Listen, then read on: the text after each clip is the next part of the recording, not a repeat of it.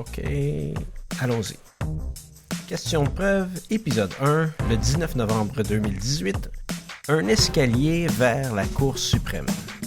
Je suis Hugo Martin, avocat en pratique privée depuis une vingtaine d'années, fondateur de Rivercast Media, plateforme qui héberge des balados, dont Question de preuve, un podcast d'actualité juridique.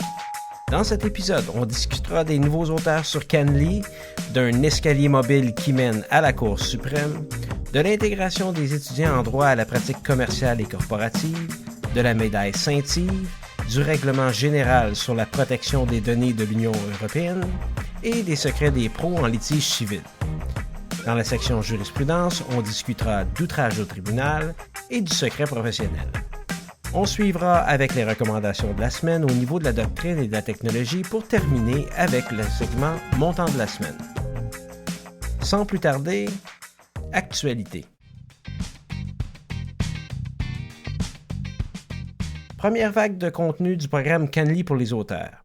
En effet, le 15 novembre 2018, la première vague de contenu du programme CanLII pour les auteurs a été reçue par la plus populaire ressource d'information juridique au Canada. CanLII est heureuse d'annoncer avoir reçu des soumissions impressionnantes depuis le début du lancement du programme CanLII pour les auteurs, qui contribue à promouvoir l'accès à l'information juridique et à la diffusion de nouvelles idées. Voici une liste des travaux fournis par la première vague d'auteurs de CanLII.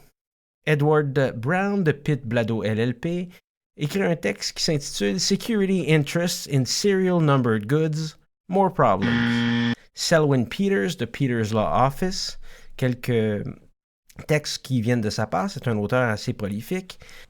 Tout d'abord, R. V. Gravensdy, The Unspeakable Problem of Bias in Judicial Decision-Making. Un autre texte, Data Collection, Race and Justice in Canada, Alchemical Reflections. Police Integration and Psychology of False Confessions.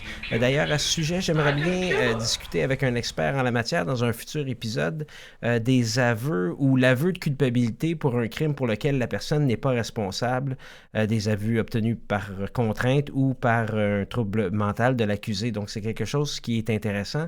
Le texte, d'ailleurs, de Selwyn Peters, Police Interrogations and the Psychology of False Confessions, donne quand même une bonne vision de ce que ça implique. Un dernier texte de Selwyn Peters, Using Public Interest Remedies to Impact Cultural Change. Nicola Reynolds, étudiant en droit à Blaney McMurtry LLP, écrit un texte The New Neighbor Principle, Reasonable Expectation, Relationality, and Good Faith in Pre-Contractual Negotiations. Michael H. Ryan de M.H. Ryan Law c'est un texte qui s'intitule de son côté Executive Control of Administrative Action, Cabinet Appeals and the CRTC. Dans un autre ordre d'idée, Jason Ward de Ward Lawyer écrit un texte qui s'appelle Resolving Grave Disputes. C'est un excellent jeu de mots puisque l'auteur discute du lieu et mode de disposition du corps d'un défunt et des restes incinérés. Je répète le titre, Resolving Grave Disputes. Je vous invite à aller consulter le texte qui est un peu macabre et lugubre, très bien écrit selon moi quand même, qui parle de Decision Making Authority for Disposition of the Deceased. Du revers de cette médaille-là, Decision Makers of Prima Facie Equal Standing of Rank, Qualifications to the Power of the Estate Trustee, Places for the Lawful Disposal of Human Remains, Unclaimed ou Abandoned Bodies, The Payment for Disposition of Said Bodies, et finalement Alternative and Emerging Disposal Methods. Mes notes finissent par 3 points de suspension. C'est quand même, comme je disais un peu plus tôt, macabre et lugubre. C'est basé sur les lois ontariennes, mais quand même, ça peut donner une bonne idée de ce qui se fait au niveau de la disposition des corps d'un défunt. Ça nous fait réaliser qu'il y a plusieurs défis et aspects juridiques en relation avec cet aspect du droit. Finalement, toujours dans la première vague d'auteurs sur CanLII, on a Zhu Anru, professeur agréé de la Faculté de droit de l'Université de Montréal. Le professeur Zhu enseigne et poursuit ses recherches dans le domaine du droit constitutionnel, du droit comparé et de la théorie du droit. Son texte, L'immunité de la couronne à l'égard des lois, la loi sur le droit d'auteur et l'affaire Manitoba contre Canadian Copyright Licensing Agency, pourrait se résumer comme suit. En effet, l'affaire Access Copyright nous ramène sur le terrain constitutionnel. Dans cette affaire, les gouvernements de 7 provinces et du Nunavut se sont opposés à des projets de tarifs de la Canadian Copyright Licensing Agency dans lesquels elle réclamait à ces gouvernements des redevances pour la reproduction d'œuvres de son répertoire faites par les employés de l'État.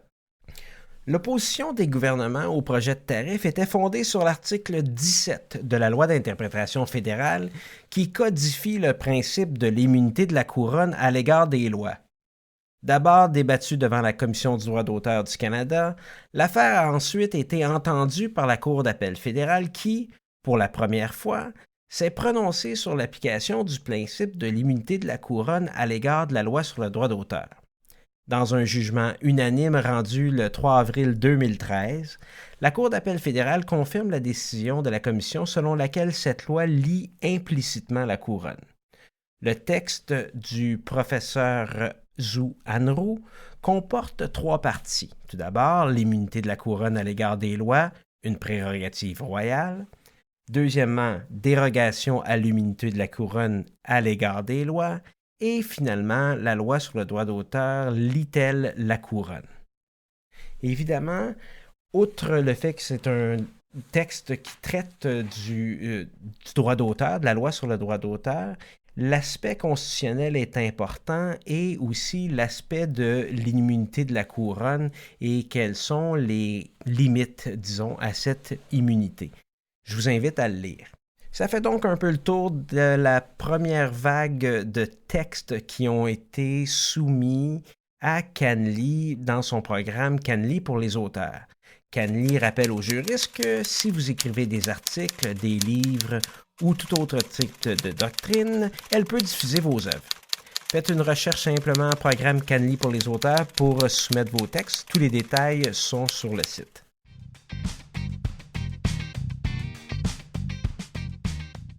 Ne pas tenir la rampe d'un escalier mécanique dans le métro peut mener à la Cour suprême. À peu près tous les journaux ont rapporté la cause d'une femme qui avait écopé de 2 constats d'infraction et fait l'objet d'une arrestation musclée parce qu'elle ne tenait pas la rampe d'un escalier mécanique dans une station de métro à Laval. Ce dossier va maintenant remonter jusqu'à la Cour suprême du Canada. L'affaire découle d'un incident survenu en 2009 alors que la plante Bella Kosoyan a été accostée par un agent qui lui reprochait d'avoir désobéi à un pictogramme sur lequel il était écrit de tenir la main courante de l'escalier mécanique.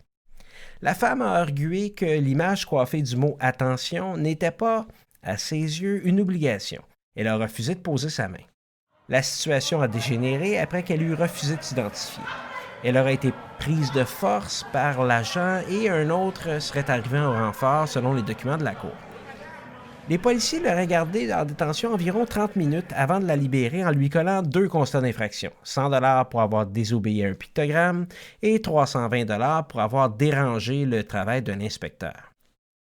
3 ans plus tard, Bella Kosoyan a finalement été acquittée des accusations pour ces 2 constats à la Cour municipale de Montréal. Mais c'est pas ça le dossier qui se rend jusqu'à la Cour suprême. En effet, elle a ensuite intenté un recours contre la Société de transport de Montréal, la Ville de Laval et l'agent Fabio Camacho.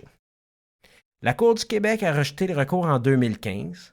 La Cour d'appel a maintenu cette décision en 2017, mais un juge était dissident.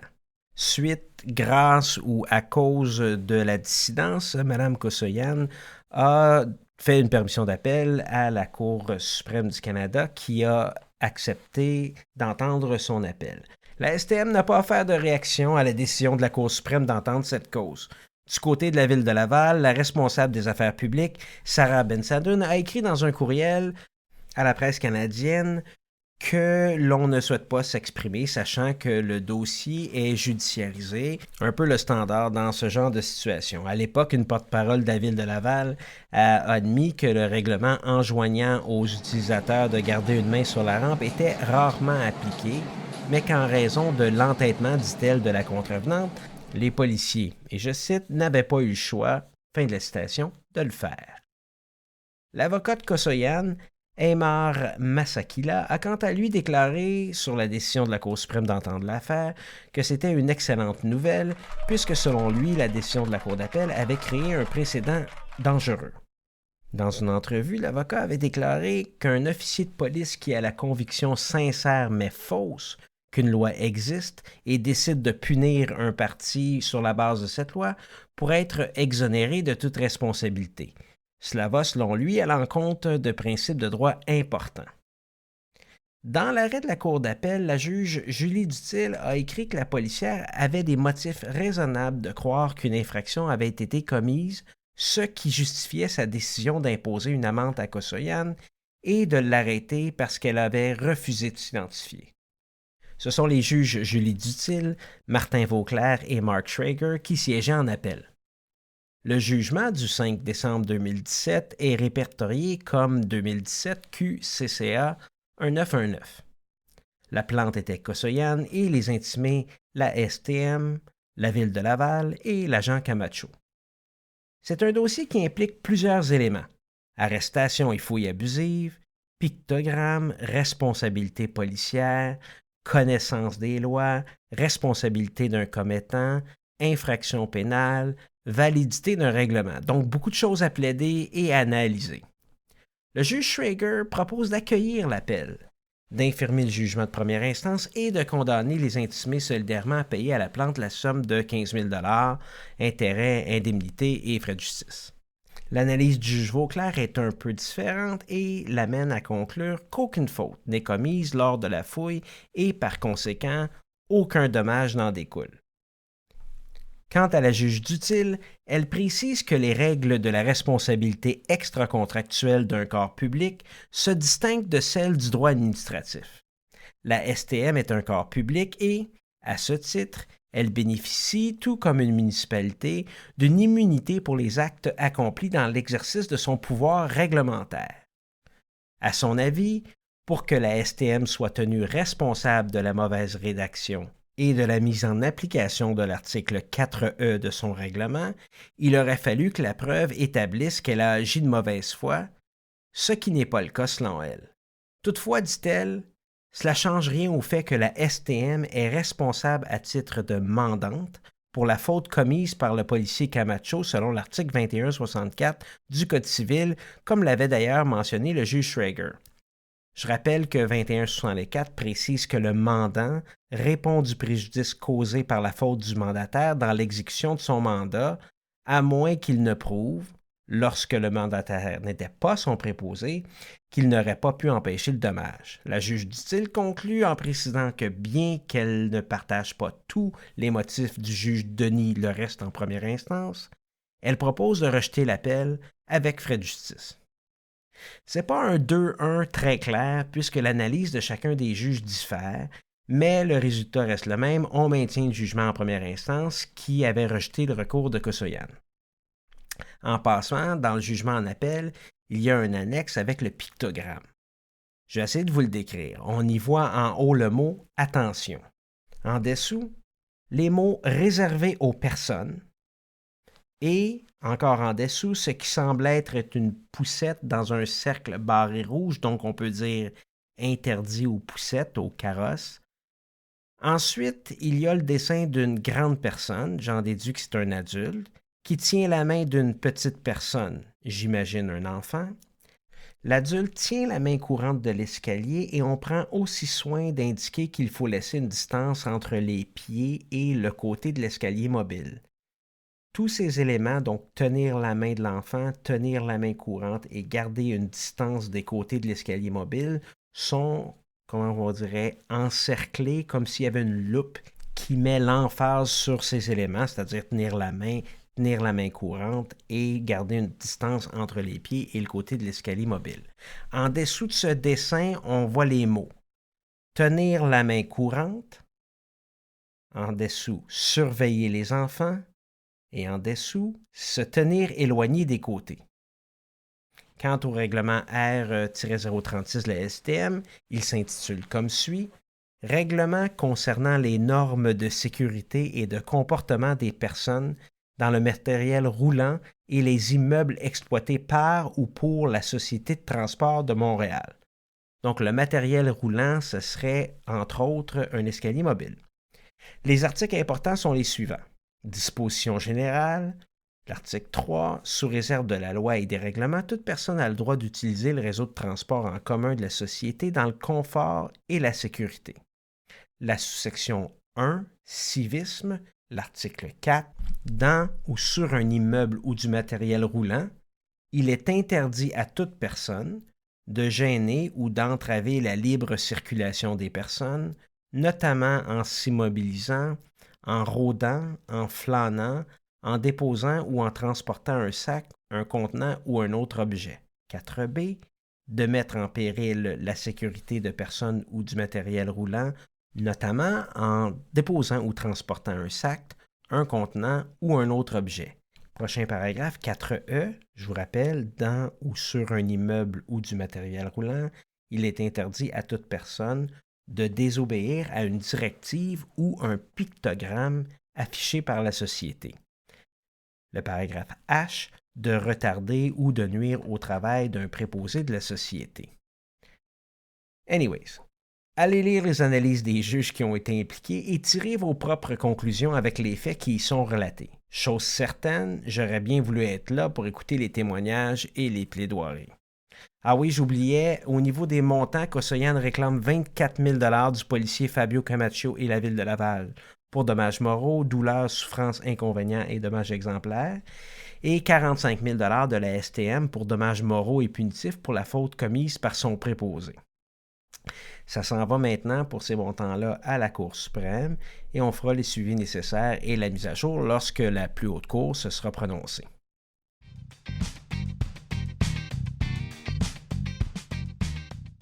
On s'en va maintenant dans quelque chose d'un peu plus rafraîchissant, The Ecstasy and the Agony, Being a Corporate Lawyer. Je trouvais intéressant que le 20 novembre 2018, Borden Ladner-Gervais a invité les étudiants en droit de l'Université McGill à venir rencontrer les avocats Neil Hazan et Kenza Ben Saïd de BLG dans le cadre d'une conférence intitulée The Ecstasy and the Agony, Being a Corporate Lawyer. Tout d'abord, le titre est excellent, accrocheur, et je suis convaincu que les étudiants étaient intéressés à assister à une conférence où ils pouvaient apprendre à bâtir une carrière internationale en droit des affaires avec deux avocats qui représentent et conseillent des entreprises mondiales reconnues et voir à quel point il est possible pour les étudiants et des avocats juniors d'être impliqués à partir du jour 1 dans ce type de pratique. C'est le genre de choses d'ailleurs que j'aurais bien aimé assister lorsque j'ai été étudiant en droit à l'Université d'Ottawa.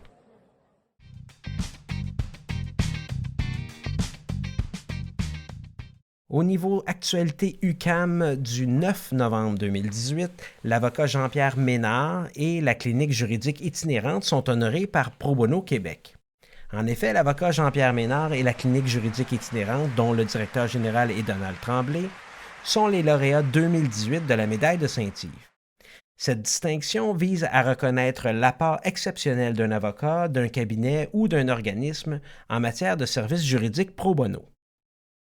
L'avocat Jean-Pierre Ménard dirige le cabinet Ménard-Martin Avocats qui se spécialise exclusivement en droit de la santé. Celui-ci favorise l'accessibilité, la qualité et la sécurité des soins et offre une défense aux clientèles vulnérables, personnes âgées, handicapées et psychiatrisées. La réputation de Jean-Pierre Ménard le précède. Il s'est d'ailleurs fait connaître pour avoir défendu des causes à portée sociale, dont plusieurs recours collectifs. Il a aussi présidé le comité de juristes experts désigné par le gouvernement du Québec pour étudier la mise en œuvre des recommandations de la Commission de l'Assemblée nationale sur la question de mourir dans la dignité. Il a reçu en 2009 la distinction d'avocat émérite par le Barreau du Québec. Quant au deuxième récipiendaire de la médaille de Saint-Yves, la clinique juridique itinérante, elle a été fondée en 2014 par des étudiants en droit de l'UQAM, de l'Université de Montréal et de l'Université McGill. La clinique juridique itinérante a pour mission de procurer aux personnes démunies, itinérantes et marginalisées un meilleur accès à la justice.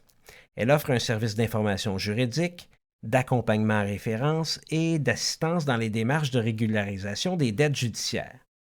Les bénévoles de la clinique contribuent aussi à la réinsertion sociale de personnes qui se trouvent souvent désemparées devant la complexité de l'administration de la justice. On peut être sensible à cet aspect puisque des fois, même nous, avocats, on peut se sentir un peu perdu, dirais-je, dans la lourdeur administrative des fois sur laquelle on est confronté dans les tribunaux et même juste dans la simple administration de la justice. Leur travail, ceci dit, est supervisé par des professeurs de droit et des avocats membres du barreau. En plus de la médaille Saint-Yves cette année, la clinique a obtenu en 2016 le prix Entraide, Paix et Justice au Gala Force Avenir. Son président fondateur, Donald Tremblay, a reçu la même année le prix étudiant Engagement social décerné par l'Association du barreau canadien, Division du Québec. Pour en savoir plus sur la clinique juridique itinérante, allez à boussolejuridique.ca. C'est là qu'on a le répertoire des ressources juridiques gratuits ou à faible coût au Québec.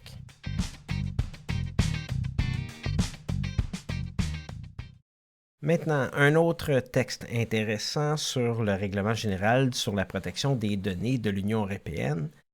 Dans l'espace Caisse du 29 octobre 2018, Caroline Deschênes et Justine Brien de chez Langlois Avocats ont publié dans le Langlois Bulletin Conseil 2018 un texte portant sur les nouveaux régimes de notification obligatoires en matière d'atteinte à la sécurité des données, 4 éléments clés. Les auteurs nous rappellent tout d'abord la règle générale. Ce que je comprends, c'est qu'il n'existe, à prime abord, aucune obligation légale pour les entreprises de rapporter une cyberattaque aux autorités gouvernementales, à moins que des renseignements personnels soient impliqués et qu'une loi applicable prévoie un régime de notification obligatoire. La loi sur la protection des renseignements personnels dans le secteur privé, la loi québécoise, et la loi sur la protection des renseignements personnels et les documents électroniques, la loi fédérale, n'imposant aucun tel régime, les entreprises québécoises n'étaient pas assujetties à cette obligation. Par contre, l'année 2018 marque l'entrée en vigueur de 2 régimes de notification obligatoires en Europe et au Canada susceptibles de trouver application. Respectivement, depuis le 25 mai 2018 en vertu du Règlement général sur la protection des données, le RGPD de l'Union européenne, et à compter du 1er novembre 2018 en vertu de la loi fédérale, je l'ai nommé tantôt la loi sur la protection des renseignements personnels et les documents électroniques, LPRPDE, et son règlement sur les atteintes aux mesures de sécurité. Pour ce qui est de l'application de ces régimes, on souligne que le RGPD européen s'applique au traitement des données à caractère personnel dans le cadre des activités d'un établissement, d'un responsable du traitement ou d'un sous-traitant sur le territoire de l'Union européenne. Dans la mesure où une entreprise québécoise a un établissement dans l'Union européenne, le RGPD s'applique à ses activités de traitement de données. Le RGPD peut s'appliquer également au traitement des données à caractère personnel par des responsables de traitement ou des sous-traitants hors Union européenne. Et là, on précise en effet une entreprise québécoise qui n'a pas d'établissement dans l'Union européenne peut être assujettie au RGPD dans la mesure où le traitement effectué rencontre les critères pour son application extraterritoriale. Grosso modo, si une compagnie québécoise fait affaire en Europe, et qu'elle gère, conserve, stocke des données personnelles de ses citoyens, le RGPD peut trouver application. En revanche, la loi fédérale, la LPRPDE, s'applique aux entreprises de compétences fédérales établies au Québec, telles les banques, les entreprises de télécom, les entreprises de transport, ainsi qu'à leurs employés. Elle s'applique aussi dans les provinces où il n'existe pas de loi d'application générale substantiellement similaire à LPRPDE. Au Québec, on en a une, je vais y revenir. Elle s'applique aussi aux transferts interprovinciaux ou internationaux de renseignements personnels. Comme je disais un petit peu plus tôt, puisque la loi québécoise est substantiellement similaire à la LPRPDE, donc la loi fédérale ne trouve pas application au Québec, c'est la loi provinciale qui va s'appliquer, à moins que c'est une entreprise de compétence fédérale et dans la mesure où l'entreprise effectue la collecte, utilise et ou communique des renseignements personnels à l'extérieur de la province. Lisez bien le texte qui s'intitule « Les nouveaux régimes de notification obligatoires en matière d'atteinte à la sécurité de données, 4 éléments clés. Je vous en ai donné un. Il en reste 3. Le deuxième, c'est le standard donnant ouverture à l'obligation de déclarer.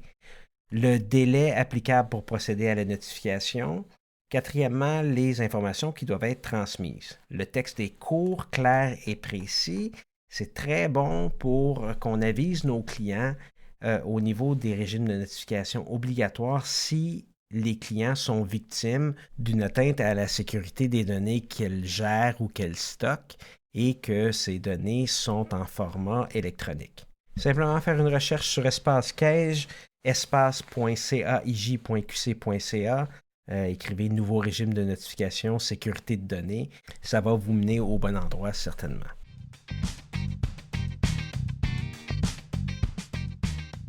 Maintenant, les secrets de la maîtrise du litige civil.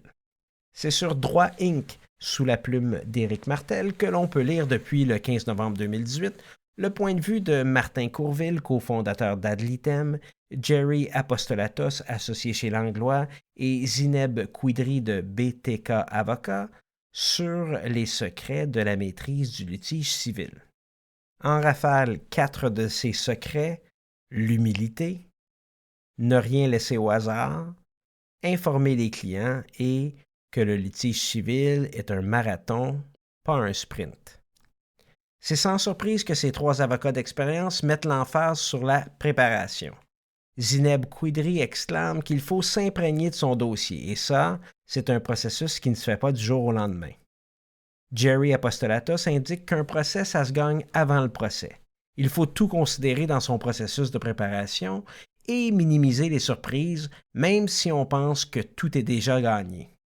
Quant à Martin Courville, il souligne dans son numéro habituel qu'un procès, c'est comme un examen de fin de session. Tu dois soulever toutes les roches, t'attendre à toutes les questions possibles. Si tu ne sais pas ce que ton rival va dire, tu es cuit.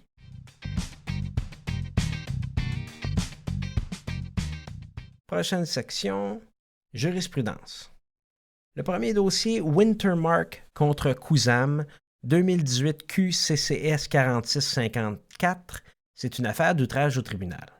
La date du jugement, le 19 septembre 2018. Le juge Christian J. Brossard de la Cour supérieure, les avocats Laurent R. Canemi, Nelson Champagne, Olivier Archambault-Lafont, Karim Renaud.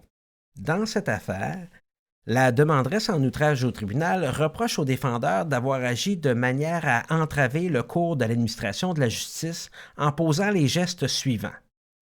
Le défendeur en outrage s'était engagé lors d'un interrogatoire préalable à l'instruction à communiquer copie d'un certain courriel et la liste de destinataires. Le défendeur en outrage aurait altéré et donc falsifié le courriel avant d'en remettre copie de manière à en supprimer des destinataires et ainsi induire en erreur tant les parties à l'instance que les tribunaux qui seront appelés à considérer la preuve pour les suites de l'instance, entravant ainsi le cours de l'administration de la justice et se rendant coupable d'outrage au tribunal en vertu de l'article 58 du Code de procédure civile. La Cour nous rappelle que l'infraction d'outrage au tribunal décrite au premier alinéa de l'article 58 comporte 2 volets. Le second volet vise la conduite de la personne qui agit de manière soit à entraver le cours de l'administration de la justice, soit à porter atteinte à l'autorité ou à la dignité du tribunal. Selon les enseignements de la Cour suprême, la partie poursuivante doit établir hors de tout doute raisonnable l'actus reus, l'élément matériel, la conduite reprochée, et la mens rea, l'élément moral ou l'intention de nuire. Concernant l'actus reus, lorsqu'il s'agit d'une entrave au cours de l'administration de la justice, comme dans le cas sous étude, les actes posés doivent avoir pour effet d'entraver le cours normal de l'administration de la justice ou encore créer un risque sérieux ou important d'avoir un tel effet. Dans le cas présent, le fait de communiquer en réponse à un engagement pris sous serment lors d'un interrogatoire préalable, un document dont le contenu est modifié et donc l'intégrité est affectée, en l'occurrence le retranchement de 4 destinataires du courriel, crée certainement un risque sérieux ou important d'avoir pour effet d'entraver le cours normal de l'administration de la justice. Selon la Cour, la demanderesse en outrage fait donc la preuve hors de tout doute raisonnable de l'actus reus. Il en va autrement pour la mens rea. En effet, la mens rea de cette forme d'outrage est l'intention d'entraver ou de dénigrer l'administration de la justice. Cette intention peut prendre la forme d'une volonté de l'accusé d'entraver ou de dénigrer par ses gestes l'administration de la justice. Elle peut également résulter de l'insouciance que l'accusé a montrée à l'endroit de l'administration de la justice, ce qui doit impliquer une certaine conscience de l'impact possible de l'acte posé. Or, la preuve, incluant les pièces considérées sous l'éclairage du témoignage du défendeur en outrage, satisfait le tribunal. Gain que pas nécessairement sous la balance de probabilité, mais certainement selon un doute raisonnable. Ce n'est pas intentionnellement, selon la Cour, que le défendeur retranche 4 récipiendaires et que ce n'est pas dans un but d'entraver ou de dénigrer l'administration de la justice qu'il passe par l'entremise d'une reproduction dans un document Word, ni par insouciance à l'endroit de l'administration de la justice. Donc, ce qu'il a fait, c'est qu'il a pris son courriel, il l'a reproduit dans Word et, ce faisant, retranché 4 récipiendaires. Les indices apparaissant à la preuve ne suffisent pas à amener le tribunal à conclure, hors de tout doute raisonnable, que les explications du défendeur sont des mensonges visant à camoufler des manœuvres délibérées pour éviter de fournir une copie du vrai courriel qui comprendrait les noms de 4 destinataires manquants. D'autant que rien dans la preuve ne permet de voir un intérêt pour le défendeur de cacher l'identité de ces 4 destinataires. Le tribunal adresse enfin l'exceptionnalité du recours en outrage du tribunal qualifié de dernier recours. Je pense que cet aspect-là est important puisque les avocats civilistes comme moi, on n'est pas nécessairement habitués à administrer des preuves hors de tout doute et de reconnaître l'exceptionnalité d'un recours. Ainsi, le juge précise qu'alors même si on pouvait faire reproche au défendeur pour la manière dont il a procédé à remplir son engagement pris lors de son interrogatoire préalable, il convient de rappeler que d'autres avenues s'offraient à la demanderesse pour atteindre ses buts, pour obtenir ce qu'elle demandait par l'engagement exigé lors de l'interrogatoire et même pour lui permettre de faire porter un blâme au défendeur, à savoir une déclaration de comportement abusif. On parle ici de 54.1 à 54.6 du Code de procédure civile.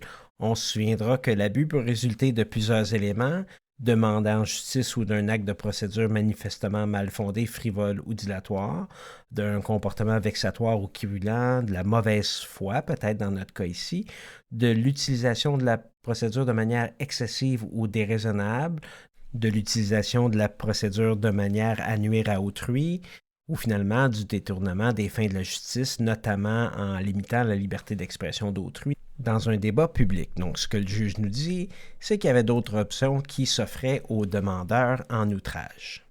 Et pour nous rappeler le caractère exceptionnel, le tribunal cite la Cour suprême dans Moras contre Nadeau-Dubois au sujet de l'exceptionnalité de l'outrage au tribunal, rappelant qu'il s'agit d'un pouvoir qui ne doit être exercé qu'en dernier recours.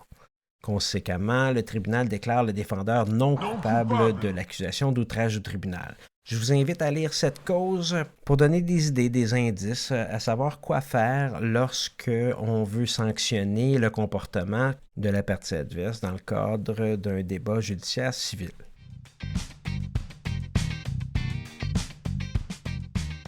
L'autre jurisprudence que je voulais traiter aujourd'hui traite du privilège avocat-client. Le 25 octobre 2018, la Cour suprême du Canada a refusé la demande d'autorisation du ministère du Revenu du Canada dans une affaire l'opposant à Higgilis Holding Inc. Le ministère voulait appeler d'un jugement du 6 mars 2018 de la Cour fédérale qui avait conclu que le fait de partager des conseils juridiques avec d'autres parties dans le cadre de transactions ou de collaborer avec les avocats des autres parties pour élaborer les conseils juridiques ne constitue pas une renonciation au privilège avocat-client lorsque la collaboration est réalisée dans la poursuite d'un intérêt commun. La décision de la Cour fédérale d'appel porte le numéro 2018 FCA 51. Les parties à cette affaire étaient représentées par les cabinets Dentons Canada, Nathalie G. Drouin, Deputy Attorney General of Canada, McCarthy Tétrault LLP et Baker McKenzie LLP. Dans un communiqué du 15 novembre 2018, John Grant de Miller Thomson à Toronto nous rappelle les définitions de base. Le secret professionnel de l'avocat protège les communications entre un avocat et un client destinées à solliciter ou à fournir des conseils juridiques et destinées à être confidentiels. Par ailleurs, le privilège d'intérêt commun, ou en anglais le Common Interest Privilege, est selon lui mal nommé, ce n'est pas un privilège autonome, c'est une règle qui permet le partage d'informations privilégiées sans perte du privilège avocat-client. Ce qu'on vise ici, c'est qu'il peut y avoir des communications privilégiées qui sont normalement protégées par le secret professionnel, qui sont communiquées à l'extérieur de la relation avocat-client, qui normalement devraient perdre le privilège, mais ne le perdent pas. On connaît la règle qu'un secret n'est plus un secret lorsqu'on l'a communiqué à quelqu'un d'autre. Ce n'est pas une règle qui est absolue. John Grant, encore une fois de Miller Thomson à Toronto, discute ensuite de l'impact sur les clients et les avocats. Les règles de collaboration entre les parties, on se souviendra notamment au Code de procédure civile, signifient de plus en plus que les clients et leurs avocats auront souvent un intérêt pratique à partager des conseils privilégiés ou à collaborer directement avec les avocats d'une autre partie s'il existe un intérêt commun. Un intérêt commun, ça peut être le règlement, si on a un intérêt commun de régler, mais ça peut être aussi dans le cadre d'une fusion-acquisition où les deux parties ont des intérêts communs, un qui veut vendre, l'autre qui veut acheter, on veut que la transaction se concrétise. Suite au refus de la Cour suprême d'entendre l'appel du ministère, la décision de la Cour fédérale d'appel confirme que la règle de l'intérêt commun est fermement établie en droit canadien. La CFA indique d'ailleurs « Le privilège avocat-client n'est pas abandonné lorsqu'une opinion fournie par un avocat à une partie est divulguée, à titre confidentiel, à d'autres parties ayant un intérêt commun suffisant dans les mêmes opérations. Ce principe s'applique que l'opinion soit d'abord divulguée aux clients de l'avocat concerné puis aux autres parties, ou simultanément aux clients et aux autres parties. Dans chaque cas, le secret professionnel de l'avocat, qui s'applique à la communication d'un avis juridique à son client, n'est pas abandonné lorsque cet avis est divulgué à titre confidentiel à d'autres parties ayant un intérêt commun suffisant dans la même transaction. Par conséquent, les parties à une transaction, encore une fois je répète, fusion-acquisition disons, peuvent avoir un intérêt commun à mener à bien la transaction ou à partager des conseils juridiques. Ils peuvent généralement partager des documents privilégiés, tels que des notes fiscales et d'autres avis juridiques, sans perdre par erreur le privilège sur ces documents. La Cour fédérale d'appel a déclaré que les intérêts de leurs clients respectifs seraient mieux servis si leurs avocats collaboraient sur des avis juridiques concernant l'application d'une loi à la transaction devant être complétée par les parties. Je vous donne un exemple, je reviens encore à la fusion-acquisition. Les parties s'échangent leurs notes sur les avantages fiscaux de faire la transaction. Donc, il y en a un qui veut payer le moins d'impôts possible en vendant, l'autre veut qu'il y ait le moins d'impact fiscal aussi en achetant. Ils se partagent les notes, mais Revenu Canada veut avoir accès à ces notes-là en disant bien, quand ils ont partagé d'une partie à l'autre, ils ont perdu le privilège du secret professionnel. On conteste ça et la Cour fédérale d'appel semble maintenir le privilège dans certaines circonstances. Et là, John Grant suggère que les meilleures pratiques voudraient que les parties envisagent de signer un accord de privilège d'intérêt commun afin de cristalliser l'intérêt et les intentions des parties. Encore une fois, c'est les meilleures pratiques. Souvent, peut-être, on n'y pense pas. Avec cette décision-là et avec ce que l'avocat John Grant nous suggère, c'est peut-être bon d'élaborer de tels accords. Les parties devraient garder à l'esprit qu'ils doivent partager un intérêt commun suffisant, qu'ils devront clairement démontrer qu'ils souhaitent que la communication et de documents privilégiés reste confidentielle et que l'échange de communications privilégiées ait eu lieu dans le respect de cet intérêt commun. Et comme suggéré par l'Association du barreau canadien, il devrait limiter les circonstances, le cas échéant, dans lesquelles de tels documents peuvent être divulgués à des tiers. Et finalement, la meilleure pratique. De manière générale, afin de protéger leur communication et leur matériel, les parties devraient prendre toutes les mesures raisonnables pour se développer, revendiquer et préserver le privilège du secret professionnel de l'avocat. Donc, il ne faut pas être non plus négligent dans le partage des documents, dire on fait ça un petit peu à la va comme je te pousse, et au bout de la ligne, on dit non, non, non, non, finalement c'était protégé par le secret professionnel, c'est ça nos intentions. Donc pourquoi pas ne faire un accord entre les parties et aussi de manière générale de rester prudent dans la façon que les communications privilégiées avocat-client circulent entre les parties et à des tiers. Sur cette deuxième décision, on complète la section jurisprudence. Normalement, on pourrait avoir un invité qui viendrait parler des jurisprudences. Je n'ai pas d'invité pour cet premier épisode, mais si vous désirez collaborer, venir discuter d'un sujet d'intérêt ou d'une décision récente, la vôtre ou celle d'un collègue, simplement communiquez avec moi.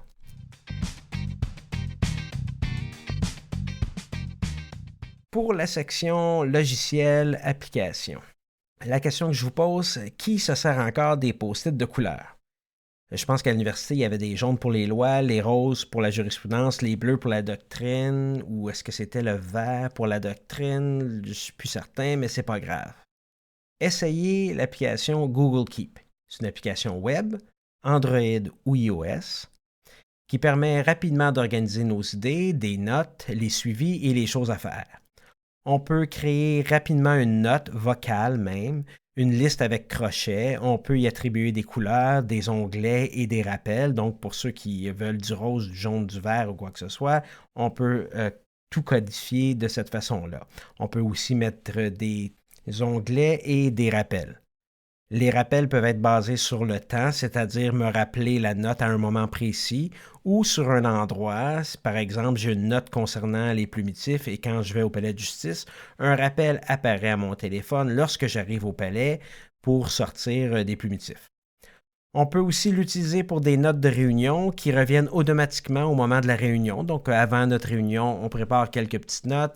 Et lorsqu'on se présente à la réunion, les notes apparaissent sur notre téléphone ou sur notre ordinateur. Efficace aussi pour l'épicerie ou la liste de cadeaux de Noël pour vos enfants.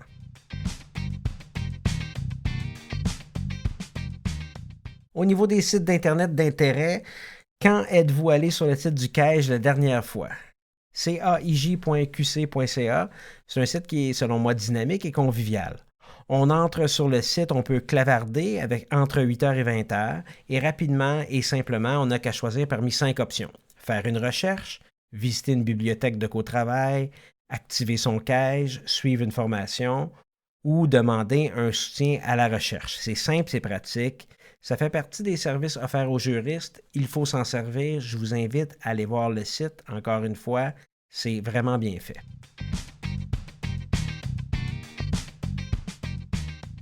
Parmi les nouveautés en librairie, je vous suggère Développement récent en droit de la copropriété divise, 2018, volume 447. Les auteurs Ludovic Ledraoulec, bonjour Ludovic, Bruno Bourdelin et Florence Péloquin, Serge Abud, Maxime Laflamme-Leblond, Yves Papineau et Stéphania Chianetta du service de la qualité de la profession du barreau du Québec. Et on discute des parties privatives, des parties communes à usage restreint, le défi des foyers et cheminées, la liberté d'expression et le droit à la réputation en copropriété, la récupération des honoraires extrajudiciaires en copropriété après les arrêts Viel et Groupe Vanout Inc. de la Cour d'appel. On parle des restrictions aux droits des copropriétaires et leurs limites. On fait une revue de la jurisprudence récente en droit de la copropriété divise, médiation, arbitrage en copropriété. Les éditions Yvon Blais, tout ça dans 354 pages pour 70 $. Ceux qui font du droit de la copropriété, on voit avec juste les auteurs là, qui sont tous des experts en la matière. C'est un livre qui est extrêmement recommandé.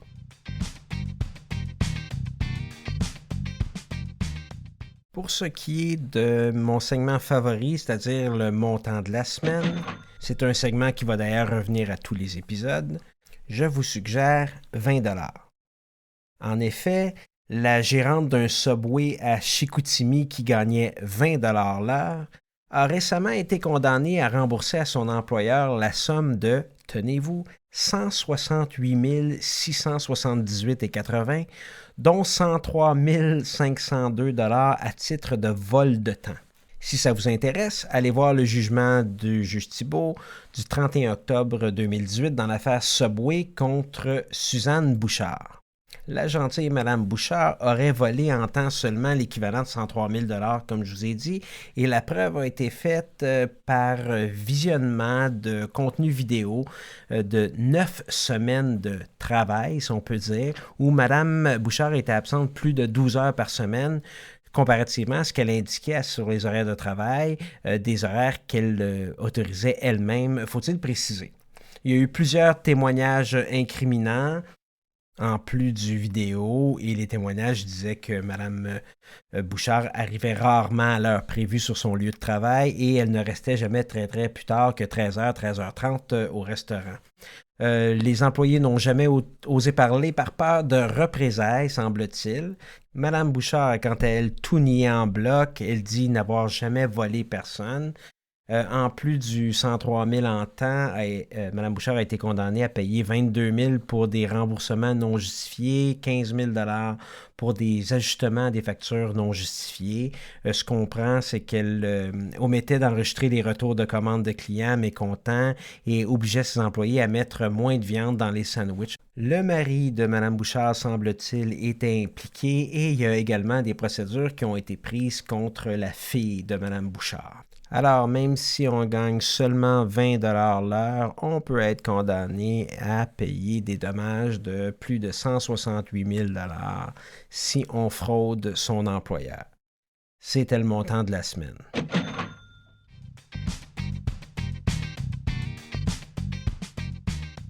En conclusion, je vous remercie de votre attention.